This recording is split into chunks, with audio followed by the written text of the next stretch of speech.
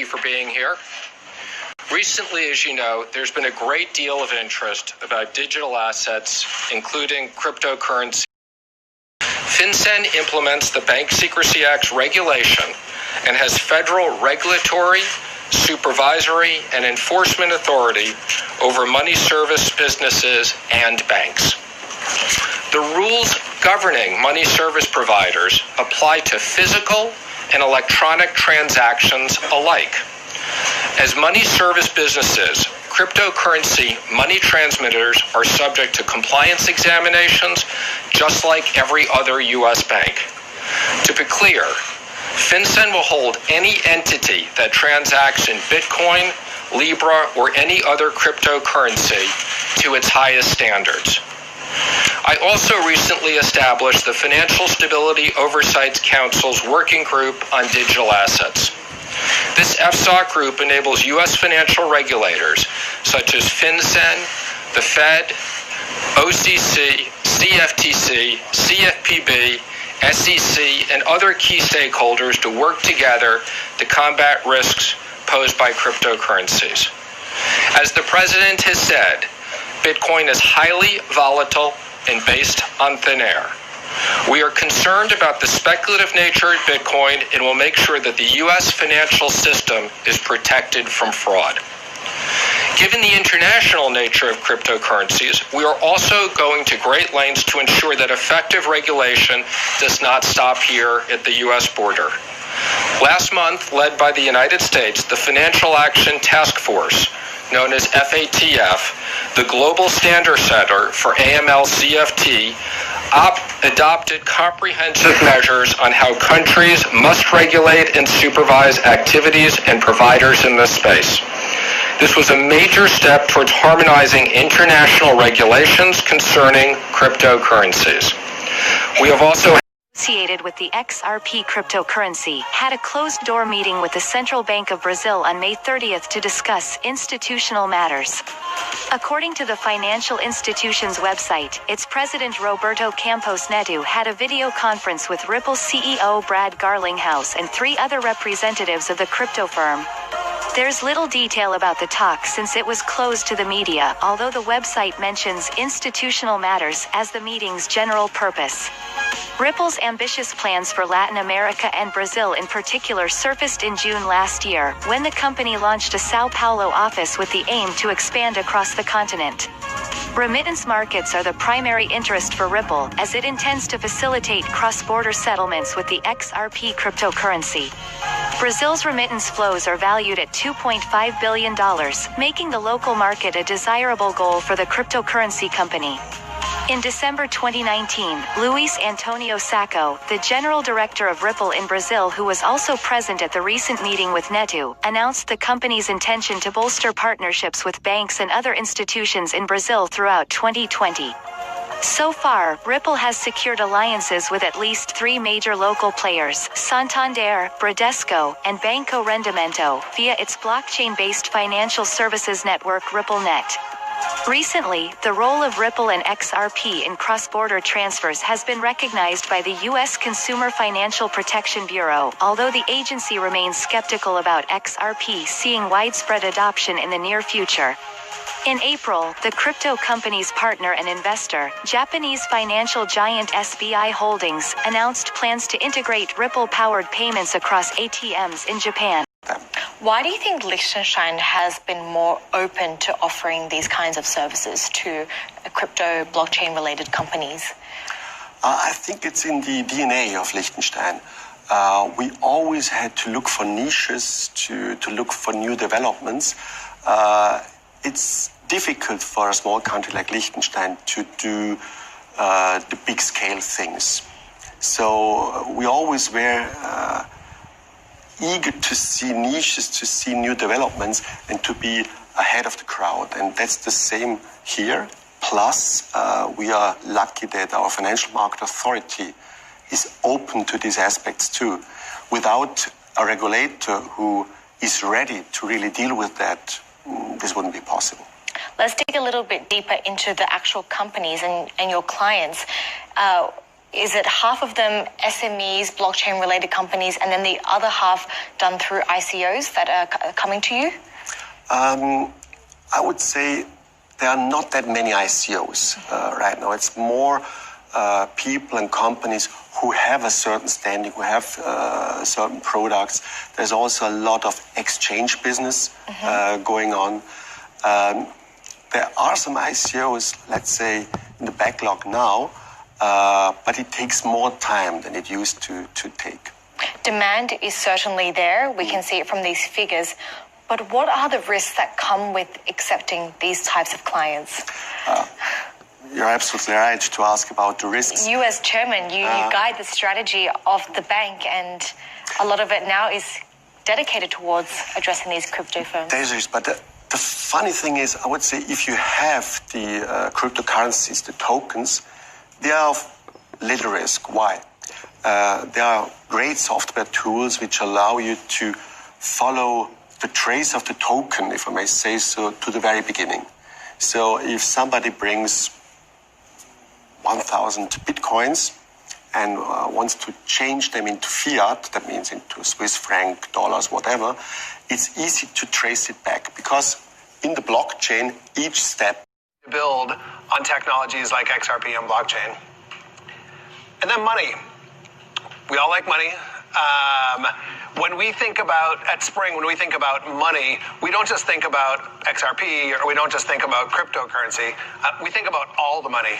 In fact, we had a hackathon yesterday here in partnership with Blockchain at Berkeley, and our t-shirts actually said, hack all the money. And so I think importantly, if you're thinking about all the money, what does that mean?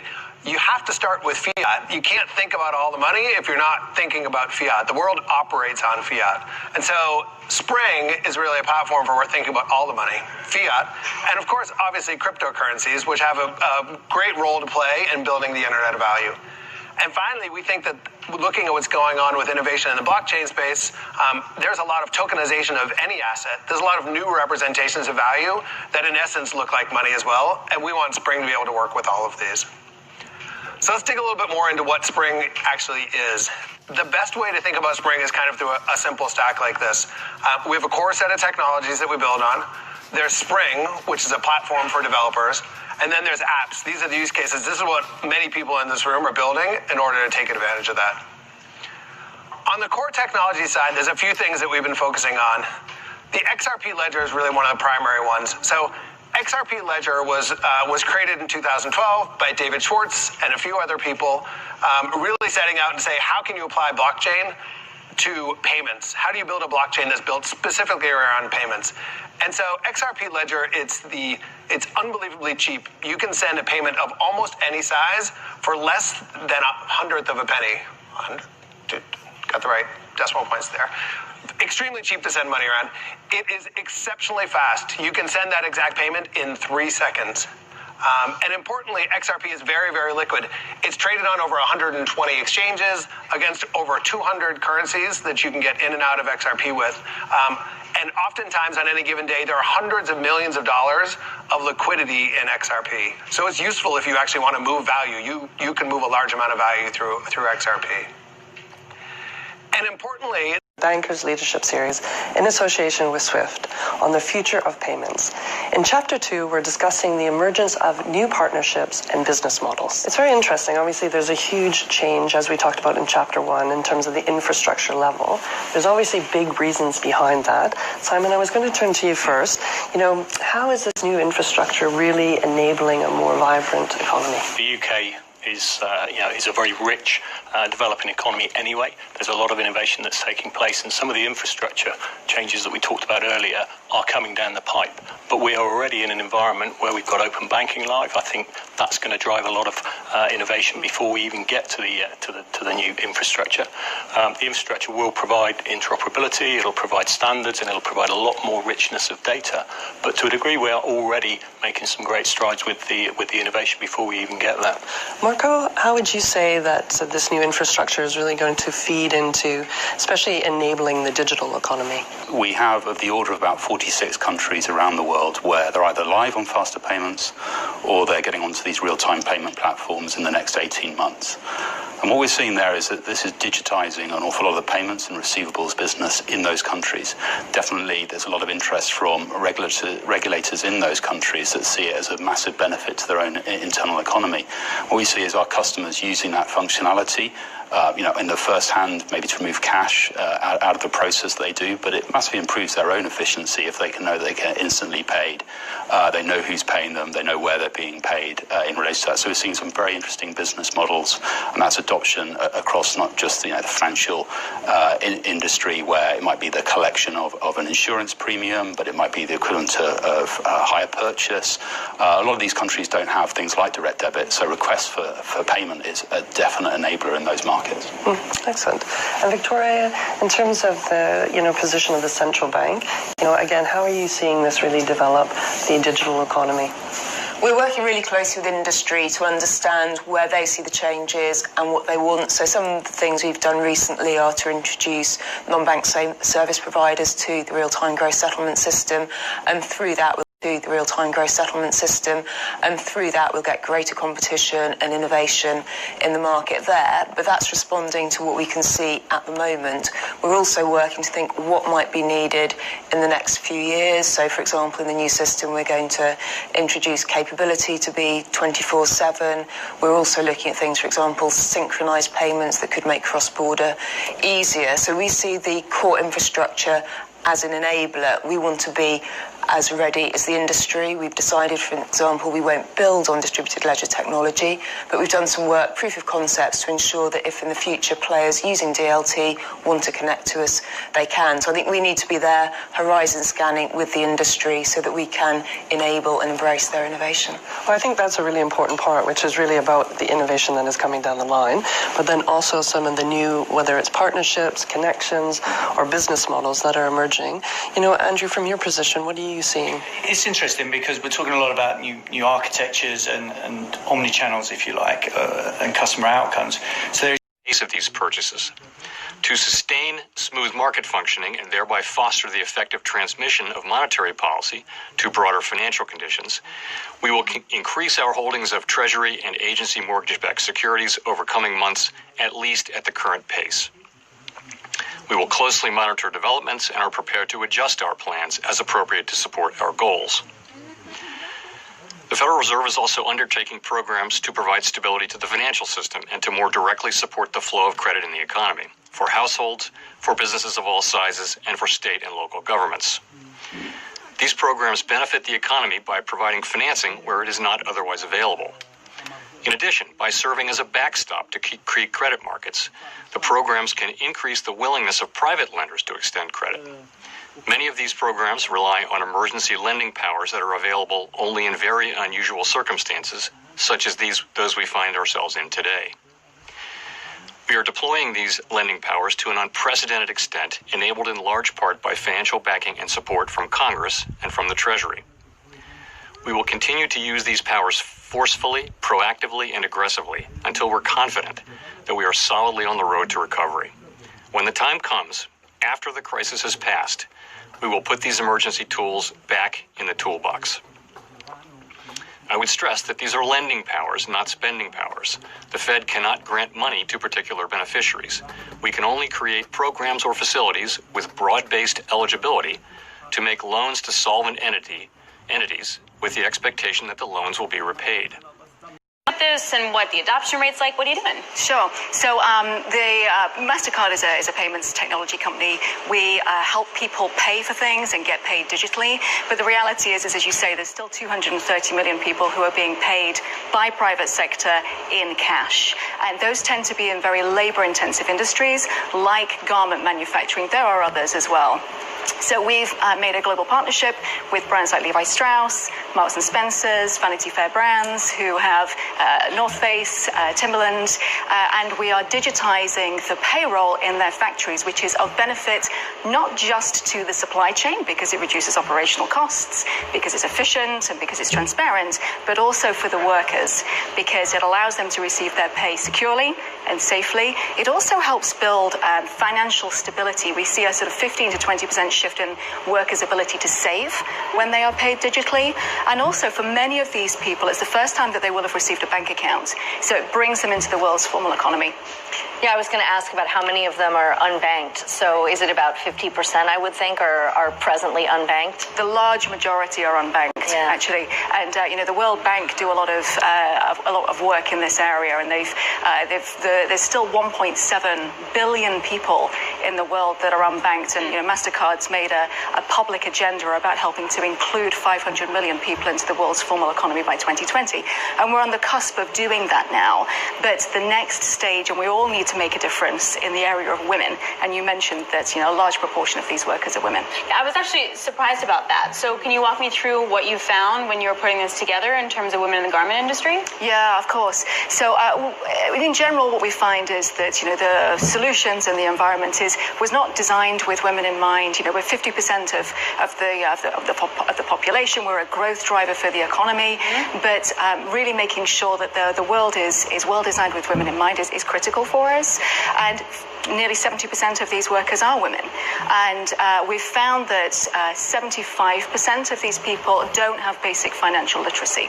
So we are working on programs with nonprofit organizations. We're working with the Business for Social. Hi, I'm Steve Kirsch, the CEO of Token. I'm delighted to share our story with you today. First, a little bit of background. I'm a high-tech serial entrepreneur who has pioneered many key computer technologies, including the optical mouse, desktop publishing, and internet search. My co-founder, Yobi Benjamin, was the global CTO for Citigroup. Our company is funded by former and current executives at Google, Facebook, and Xiaomi. Just over a year ago, we assembled a small army of very talented engineers from banks in places like Google, Amazon, Facebook, Stanford, and MIT, and gave them a very ambitious assignment: redesign the payment infrastructure for the world.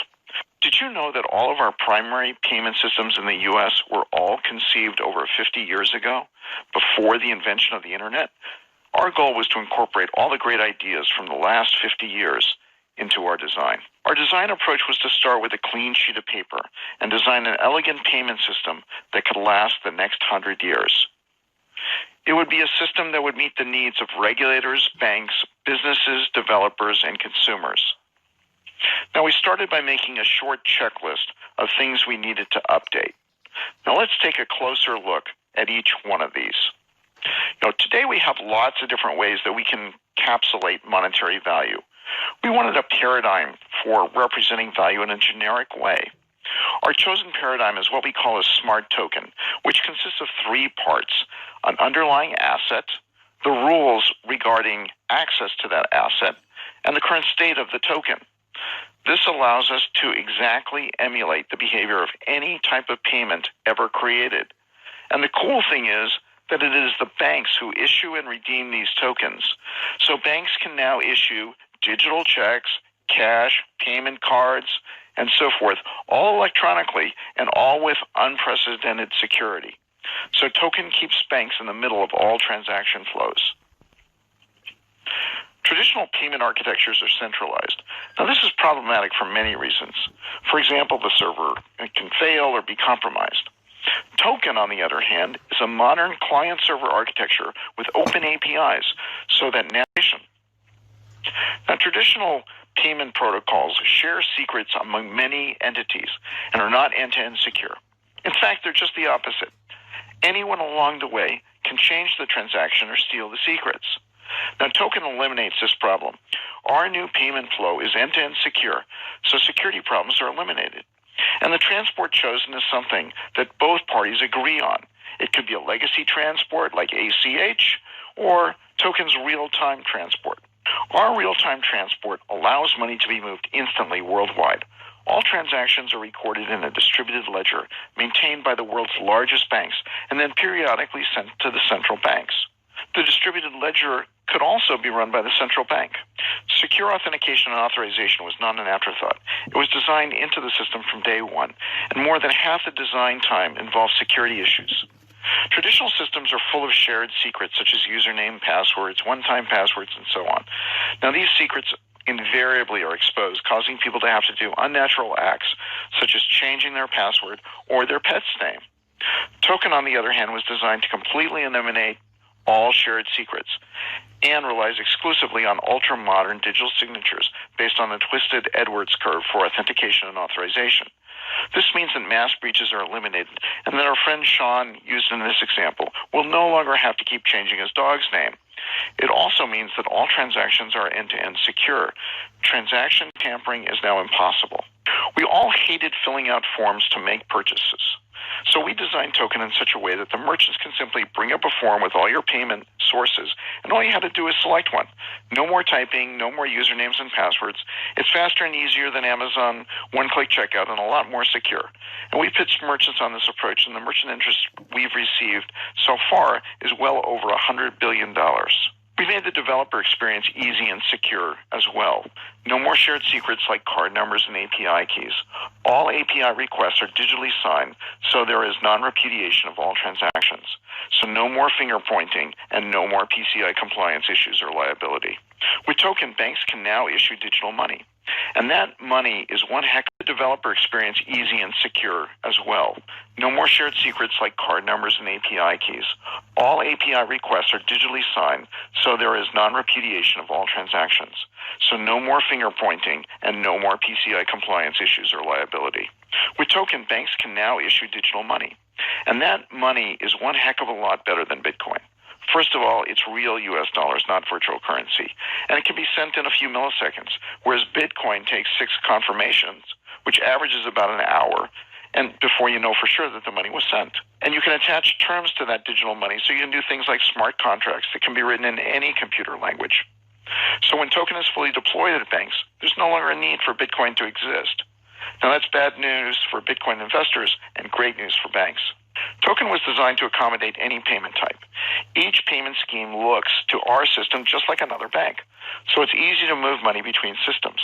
This has a huge impact because it means that merchants now only have to implement a single API to accept money from any payment system that is token-enabled. There are dozens of advantages our system has over other systems for faster payments. In the interest of time, I won't go over each one of them, but feel free to stop the video and explore. Here are some more reasons. Token was designed to meet regulatory requirements worldwide. To make sure we were on the right track, we briefed the European Central Bank, and they said that there was nothing they didn't like. Now, that's what regulators say when they really like your stuff. Paul Horlock, who ran global payments for Barclays, took a detailed look at Token and called it a brilliant new approach to payments. We pitched Token to 25 banks in 15 countries over 5 continents. They all loved it. We also pitched it in less detail to the transaction bankers at the most recent Sibos conference, and we tied for first place out of 370 fintech companies from all over the world. So it's good feedback that our approach is something that will work worldwide, not just in the U.S. Payments is a very large and complex undertaking. We need to partner with many companies to make this happen. The companies listed here are representative of the type of companies that we would love to partner with. Thank you so much for listening to our story, and we look forward to working with you. Using a new digital currency backed by its central bank. It's said to make payment easier and faster, but an analyst warns it could be used to tighten the regime's control of the Chinese people. NTD's Catherine Wen has the details. China is testing a new digital currency with a pilot program. It's set to be the first digital currency used by a major economy. After years of development, the program began last month in 4 Chinese cities. Starting in May, some government workers will receive part of their paychecks in the digital currency. To use it, they need to install an app. The currency's value is pegged to the yuan. Unlike other cryptocurrencies, the digital yuan is issued and backed by the Chinese central bank. It's not decentralized and won't provide the same anonymity as other cryptocurrencies do. It's not an independent currency itself. It's just the digital version of the Chinese renminbi. In fact, there's always a central authority in this digital renminbi system. That's the Chinese Communist regime. According to a professor from the University of Pennsylvania Wharton School, the new digital currency aims to replace Bitcoin and other cryptocurrencies with a system controlled by government authorities. Tong says due to its centralized structure, it would give the authorities more control over the everyday lives of Chinese people. The government can directly control each person's wallet and decide how you can spend your own money. For example, let's say the government paid you a salary of 3,000 yuan. If needed, it can impose a restriction on your money, making it so you can only spend 1,000 yuan on rice. He added the system could also be used to suppress dissidents, restrict their access to necessities, or in extreme cases, seize personal property. Officials say the digital yuan will make paying easier and faster for the Chinese people. But Tang says the Chinese regime is testing how much control it can exert over individual financial activity. He says the regime also has another motive. The Chinese Communist regime has a goal and a plan. Once this technology matures, the regime can use the system to replace the US dollar. It is trying to compete for dominance with the US in the global financial system. The former governor of China's central bank said, forging all this tremendous change. In fact, people will tell you crypto is dead. It is absolutely and completely far from it. This forum here is a way to tell you that. And I can say that I think if you look at things like China is now, releasing a digital currency, people look at that and think, okay, so how's that radical? What's different about it? It's obviously nothing like the utopian decentralized idea of Bitcoin, but it is dramatically different. It is nothing like, with all due respect to the fintech guys who are coming up with new, interesting ways to use financial services. When you change the foundational layer of money itself, whether it's a central bank or a decentralized model, it has profound impacts on how things are going to change. So this is the most important disruption of modern times. The disruption of money is the disruption of how we store and exchange value. It's the foundation of society, right? So that's why this is a big story. And that's why, I'm excited about this.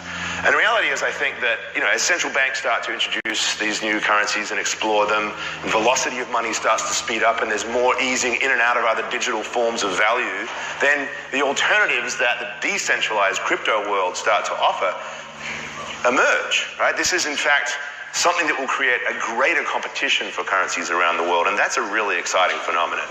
But the other thing is, in this past year, we've actually had a third alternative emerge, which is going to be a bit of a segue here, I think. And we call that corporate money, right? So you've got centralized, decentralized, and our companies themselves. And the most exciting, most dramatic, most fought over version of that, of course, is Facebook's Libra. Well, why would the banks disrupt themselves by introducing a digital currency that would make it easier for consumers and businesses to disintermediate the banks? Well, the banks may not be the innovators. It may be that they are the reactors, that they will react when others innovate. And I'm sure that they've considered the trade-offs involved in whether to disrupt themselves by introducing digital currencies, or whether to wait and react when others introduce digital currencies. Right now, digital currency sounds very edgy and kind of alternative lifestyle, but it's becoming the mainstream. And so the banks, the largest banks in particular, are very aware of this. They're investing in the technology, and they will provide this service as soon as it's profitable enough, after considering the cost to them of losing some of their current business that they're going to disrupt. Banks will eventually either be leading or following, but they'll be involved. They can't avoid it. And down for the dollar. Yeah, well, basically he's trying to find, a new definition of the problem that we have with imbalances in the global economy. And he says that, it's a problem for everybody, as we know, when the dollar moves. And maybe that influence is too big, especially for emerging market currencies. And maybe the solution is to try and take away that dominance by coming up with some sort of multipolar virtual currency that won't be as affected by what happens in the U.S. So is Carney sort of going out on a limb by himself, or is his view something that's shared by other folks of his stature? Well, it's the first time I think any of us have actually heard of an idea like this. So, who knows what people are going to think about it. I'm sure we'll hear more about it. But yeah, I think it's pretty fresh. It's new. It's fresh, it's new. It's also hot on the heels of EU announcing that they're going to be investigating into Libra, the cryptocurrency that was announced by Facebook, which is yet to be unveiled, of course, as they want to go through the regulators. And indeed, Mark Carney has said it would need analysing. But how much do you think this is a reaction to private sector, to talks of cryptocurrencies coming to the fore, and central banks wanting to get ahead of that curve and have their own to a certain extent? Yeah, well, just to be clear, he's not talking about using Libra per se.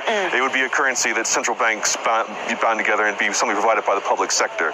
What he's saying is, look at the technology that we have. Why not, try and piggyback off of that and come up with something similar that's really useful and could make world trade more stable. And sort of, did he sort of go into the idea of sort of what the mechanism would be to actually, pull this together? I mean, that would be. It seems like this would be a pretty significant effort to get all of the nations on board for this. Yeah, I mean, this is just the very first draft of an idea. The way he set it up was to say, look, the dollar is dominant now, the renminbi is getting more dominant. Should we try and use the renminbi more? Well, that could be tricky too, because when you have reserve currencies, there's often turbulence with that. So maybe what we need to do is coordinate, look at together, and try and work out a virtual currency that's based on multiple big currencies, so we don't have quite one dominant, where one central bank, in this case the Fed, affects so much of what happens in the world. He's perhaps already come up with the acronym for it, SHC, Synthetic Hegemonic Currency, best provided by the public sector through a network of central bank digital currencies. When listening to him, how passionate did it seem? Some of the statements coming from him are quite notable. In the longer term, we need to change the game, he said. When the change comes, it shouldn't be to swap one currency hegemon for another. Yeah, I mean, he's trying to think big thoughts here and put out solutions. I mean, I'm sure everyone saw Larry Summers tweeting yesterday that we need a radical rethink of stuff. We need new solutions, and this is this is in a lot of ways redefining the problem. That people haven't talked about the dollar's dominance as being what's really driving imbalances in the world. It's just a side effect of the way that things work. So he's trying to be radical. I think it's something that a lot of people are going to consider. It's going to make people think. Breaking news out of Brussels this evening. A cyber attack on SWIFT, the Society for Worldwide Interbank Financial Telecommunication, has resulted in the theft of $3 billion from commercial banks based in Germany, Saudi Arabia, and the UAE. So the old system just isn't cutting it anymore. And unfortunately, the trajectory of that is that it's just going to keep on getting worse and worse and worse. And so, yes, we see China with the yuan, but the competitiveness of the U.S. dollar is a matter of national security, and we have to take this seriously and continue to innovate. Secretary Summers, are you suggesting that the U.S. create our own digital currency, or just that we work on SWIFT, we stick to our current system, but make SWIFT less vulnerable to cyber threats?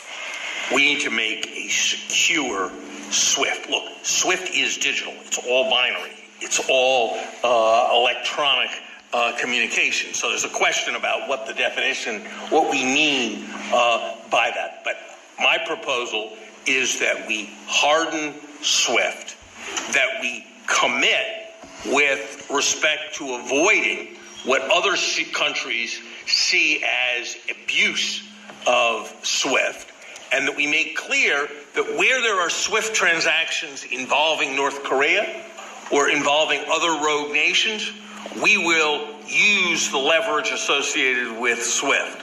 We tend to think of the only things that are provocative to the Chinese as our naval forces or military exercises. But if we build the kind of system we're talking about and have even a stronger dollar-denominated global currency system, whether it's electronic or digital. So the U.S. payment system changes very slowly because of all the players involved.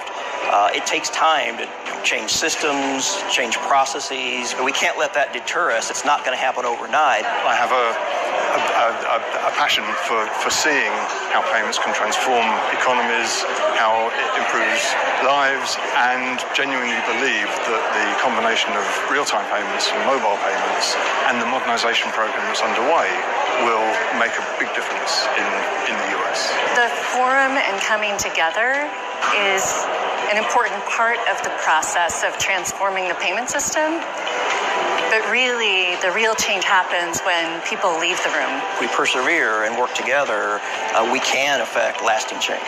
My bet is by 2020, we're going to see fast, ubiquitous, real-time payments, not only around the United States, but around the world in a wide variety of different assets. And that's happening, and everybody kind of gets to be a part of that. So I think it's a good thing.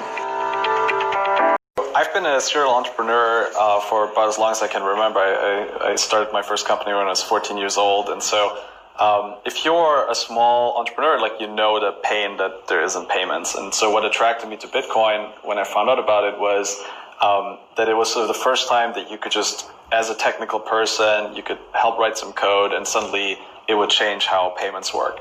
And before that, it was just always like the financial industry is this arcane beast and you can't really touch it. And I think then after Bitcoin, it was like 2010, I started to get pretty involved in like making animated video about it, starting to give a lot of talks about it, and then I also wrote a JavaScript implementation of Bitcoin called Bitcoin.js. And all of that was kind of to try to get Bitcoin more into the mainstream and try to get kind of mainstream adoption. And then in late 2012, I got approached by Caleb of Mt. Gox fame. And he had just started this new company called OpenCoin, that are known now as Ripple. And so I joined them, and then after Jed left, quickly became CTO. And I've been there for 6 years until May of this year. And for most of the last 4 years, my focus has been Interledger. And Interledger is essentially like an interoperability protocol for payments. It's not necessarily exclusive to blockchain. Like you can interoperate any kind of payment system. You could even use something like, handing cash to someone and do Interledger over that. So it's pretty flexible, and we got to a point where we're like, Interledger is a really big idea. It's like a really important idea. So we should really, bring it out to the world somehow.